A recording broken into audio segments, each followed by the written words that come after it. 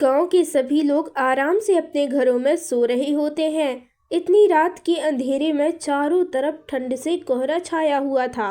वहीं गांव के अंदर एक टूटी फूटी झोपड़ी में एक विधवा औरत अपने दो लड़के और दो लड़कियों को अपने सीने से लगाए बैठी होती है ताकि उसके बच्चों को ठंड ना लगे। हे भगवान, मैंने तेरा क्या बिगाड़ा है? तू क्यों ऐसे दिन दिखा रहा है मुझे? शांति के बच्चे ठंड में कांप रहे होते हैं। तभी अचानक से उनकी छत घर में ही गिर जाती है और छत का एक टुकड़ा उसके बेटे श्याम के सर पर गिर जाता है। शांति अपने बेटे श्याम को गोदी में उठा लेती है, जिसके बाद उसकी दोनों बेटियां और एक बेटा उसके पीछे पीछे चलने लगते हैं। डॉक्टर साहब, मैं आपके सामने हाथ जोड़ती हूँ, मेरे बेटे का इलाज कर दीजिए। देखो, पहले रसीद कटवाओ और फिर फीस भरो, तभी मैं इसका इलाज करूँगा। लेकिन डॉक्टर साहब, मेरे पास तो पैसे नहीं है फीस भरने के लिए।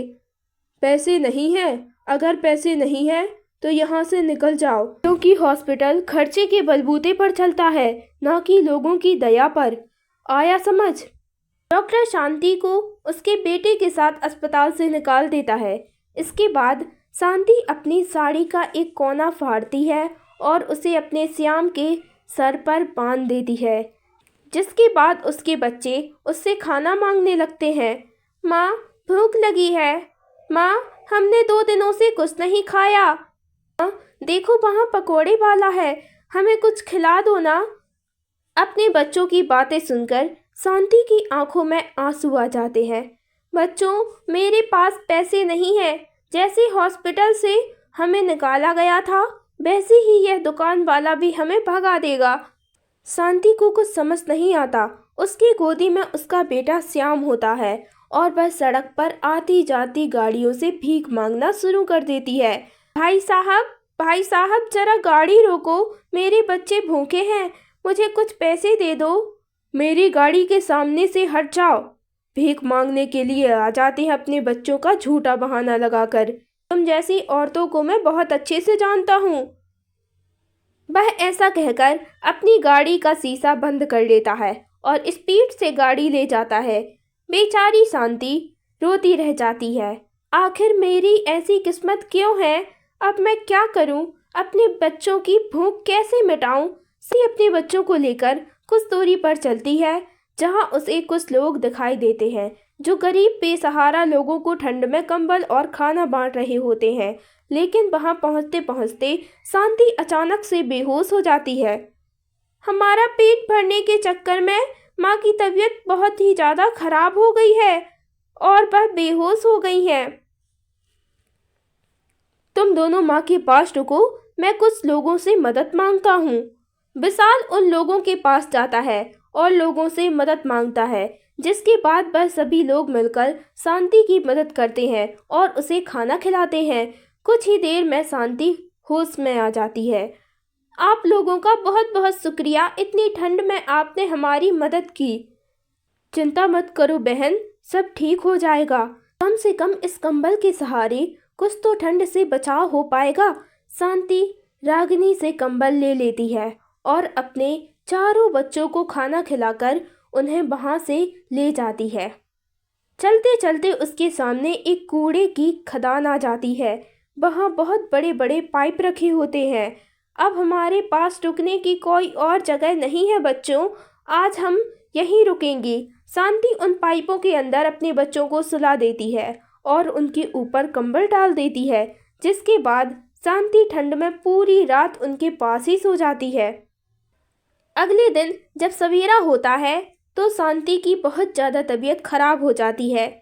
विशाल भैया, देखो मम्मी को क्या हो गया है, माँ को अस्पताल लेकर जाना होगा। शांति के चारों बच्चे पाइप से निकलने के बाद बाहर खड़े हो जाते हैं और लोगों से मदद मांगने लगते हैं। उनमें से एक आदमी उन बच्चों की मदद करता है और शांति को अस्पताल में एडमिट करवा देता है, जिसके बाद वह आदमी शांति के इलाज का पैसा भी देता है। आखिर माँ को क्या हो गया है? वह बार बार बेहोश क्यों हो जाती है? तुम्हारी माँ की शरीर में ग्लूकोज की कमी हो गई है, जिस कारण से तुम्हारी माँ बेहोश है। तुम चिंता मत करो, वह कुछ ही दिन में ठीक हो जाएगी। जिसके बाद डॉक्टर आते हैं। पेशेंट को होश आ गया है। अब जो भी उनसे मिलना चाहते हैं जाकर मिल सकते हैं। चलो बच्चों, अपनी माँ से मिल लो ताकि तुम्हें भी थोड़ी अपनी माँ को देखकर तसल्ली मिल जाए। चारों बच्चे तुरंत अपनी माँ के पास पहुँच जाते हैं। ये बात शांति अपने चारों बच्चों को रोते हुए गले से लगा लेती है। आपका बहुत बहुत शुक्रिया। आज अगर आप न होते तो मेरे बच्चों के सर से माँ का आंचल चला जाता। माँ, माँ, मुझे बहुत जोर से भूख लगी है माँ, लेकिन कुछ खाने के लिए नहीं है। शांति हॉस्पिटल से मिले हुए खाने को अपने चारों बच्चों को खिला देती है। यह सब देखकर पवन को बहुत खुशी मिलती है और पवन शांति से कहता है, आपके सभी बच्चे बहुत ज़्यादा भूखे हैं। देखो, मुझे नहीं पता है आपको मेरी बात ठीक लगेगी या नहीं। दरअसल मैं अपने लिए एक नौकरानी ढूंढ रहा था। अगर तुम चाहो तो मेरे घर में काम कर सकती हो और अपने बच्चों को भी पाल सकती हो। मेरे लिए जो बनाओगी वही अपने बच्चों को खिला देना। आपने मेरे बारे में इतना सोचा, आप कोई फरिश्ते से कम नहीं हो।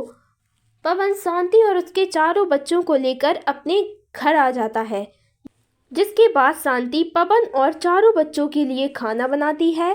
खाना बनाने के बाद वह सबसे पहले पवन को परोस देती है। यह लीजिए, आप खाना खा लीजिए। शांति, तुम्हारे बच्चे कहाँ हैं? उन्हें भूख लगी होगी। तुम भी यहाँ बैठकर खा लो। आप खाना खा लीजिए। जो खाना बच जाएगा वह मैं अपने बच्चों को खिला दूंगी और मेरी भूख की चिंता मत कीजिए। मेरे बच्चे खाना खा लेंगे तो मेरी भूख भी मिट जाएगी। शांति, तुम यह कैसी बातें कर रही हो?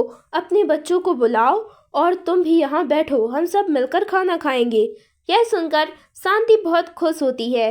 जिसके बाद शांति अपने चारों बच्चों को बुला लेती है और खुद भी अपने बच्चों और पवन के साथ बैठकर खाना खाती है। उस दिन शांति भर पेट खाना खाती है और उसके बच्चे भी। देखते ही देखते रात होने लगती है। जिसके बाद शांति कुछ कपड़े ले जाकर रसोई में बिछा देती है। चलो बच्चों, आ जाओ, मैं तुम्हें रोली सुना देती हूँ। तुम सब यहीं सो जाओ। और फिर शांति अपने चारों बच्चों को रोली सुनाने लगती है। और फिर पवन जैसे ही उन बच्चों को रसोई में सोते हुए देखता है, वह शांति से कहता है, तुम इस घर में काम करती हो, इसका मतलब यह नहीं है कि तुम कहीं भी सो जाओगी। देखो, इस घर में 2 कमरे हैं। एक कमरे में मैं सो जाता हूँ, दूसरे में तुम अपने बच्चों के साथ सो सकती हो। पवन चारों बच्चों को कमरे में ले जाता है और वहाँ सुला देता है। जिसके बाद शांति पवन से कहती है, आपका यह एहसान मैं जिंदगी में कभी नहीं भूल पाऊंगी। आपने हमारे लिए बहुत कुछ किया है। ऐसा कहकर तुम मुझे शर्मिंदा कर रही हो। शांति, मैं तुम्हारी कक्षा में पढ़ता था और मैं तुम्हें बहुत पसंद करता था, पर जब मैंने तुम्हें इस हालत में देखा तो मेरे पैरों तले जमीन खिसक गई। मैं तुम्हें अभी भी उतना ही पसंद करता हूँ। क्या तुम मुझसे शादी करोगी?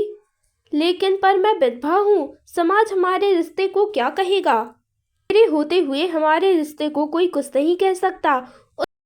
उसके बाद वे दोनों शादी कर लेते हैं और शांति और उसके बच्चों की जिंदगी एक नए मोड़ से शुरू होती है और वह हंसी खुशी रहने लगते हैं।